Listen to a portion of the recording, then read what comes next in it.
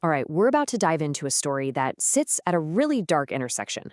We're talking high finance, the birth of crypto, and one of the most infamous criminals of our time. You see, some newly released files have just blown the lid off a shocking connection right at the very heart of the cryptocurrency world. So, what's the big deal? Well, millions of documents from the US Department of Justice have exposed Jeffrey Epstein's early and surprisingly deep financial ties to some of crypto's biggest institutions. And we're not talking about a casual interest here. This is foundational money, the kind of cash that helped shape the entire industry that we see today. Okay, so where do we even begin? Let's start with the first major revelation, and it's a huge one. It involves the company that is now the largest, most influential crypto exchange in the United States, Coinbase. Now, to really grasp the weight of this, you have to lock in on this date, 2008. Why? Because Epstein's crypto investments didn't just happen out of nowhere.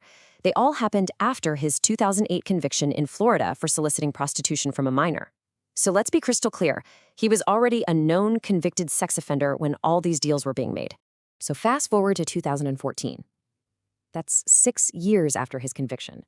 Jeffrey Epstein invests a cool $3 million directly into Coinbase, which at the time was still just a startup. And we're not talking about some tiny drop-in-the-bucket investment. This was a significant chunk of early-stage cash. And did it pay off? Oh yeah.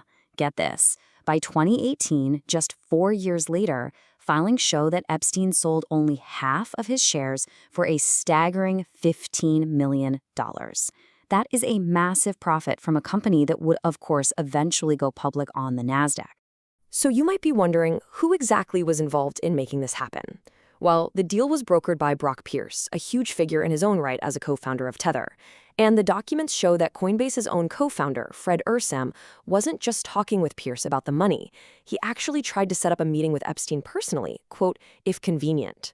Now, as wild as that Coinbase connection is, believe it or not, the story goes even deeper. We're peeling back another layer here.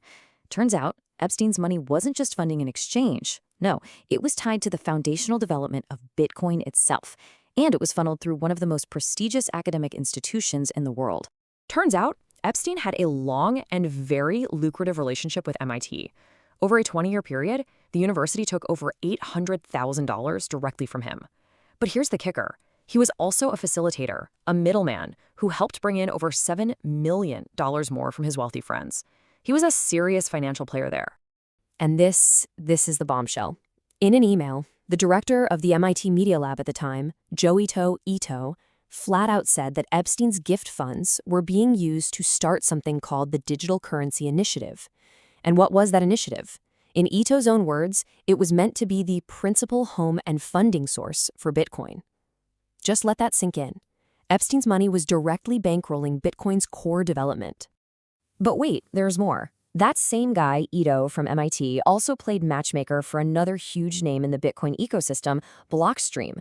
Back in 2014, he helped line up a $500,000 investment from a fund that Epstein co-owned. So how did Blockstream respond when all this came out? Well, this is where it gets kind of awkward. You have the CEO, Adam Back, publicly saying the company has no financial ties to Epstein now, but then you have private emails that show his co-founder, Austin Hill, was still in friendly touch with Epstein as late as 2017, sending him an email after a storm with the subject line, "Just checking that your island is okay." Okay, so with all of these revelations hitting the street, how did the crypto community react? I mean, this is a community that's famously skeptical of traditional authority, right? So how did they handle this dark spot in their own history? Well, you've got one camp, represented by early Bitcoin developers like Luke Dashjur. For him, this wasn't just a simple investment. He sees it as something malicious, like an attempt by an evil man to undermine and destroy something good from the inside out. And then you have the complete opposite take. NFT founder Charlotte Fang basically dismissed the whole thing, saying that, quote, only unserious people might care. Her argument? He was just another investor who got in late and got out early. Essentially, who cares? He wasn't even that good of an investor. So you've got these two totally different reactions, but what's the general feeling on the ground? Well, the consensus seems to be probably nothing's going to change. The prediction is that the average retail consumer isn't going to alter their habits, and the big money investors will likely just keep making deals like they always have.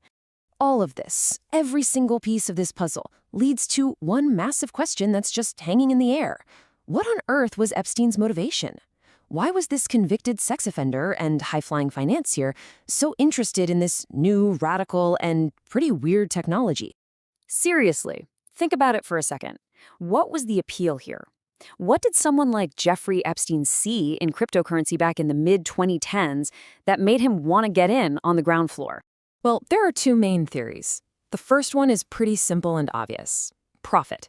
The guy was a financier. He probably saw the massive potential for a huge payday with Coinbase's future IPO. But the second theory is way more interesting, and maybe a little darker. It's the idea that he was drawn to the ideology of early crypto, a world with very few ethical rules, almost no social norms, and very little legal pressure. A brand new frontier where money could move with total freedom. And so that's what we're left with. It's a really tough question. For an entire industry that was founded on this radical new idea of trust, not in people or banks, but in code, what does it mean when you find out that some of its most important foundations were financed by one of the most untrustworthy people imaginable? That's a question the crypto world is now going to have to figure out how to answer.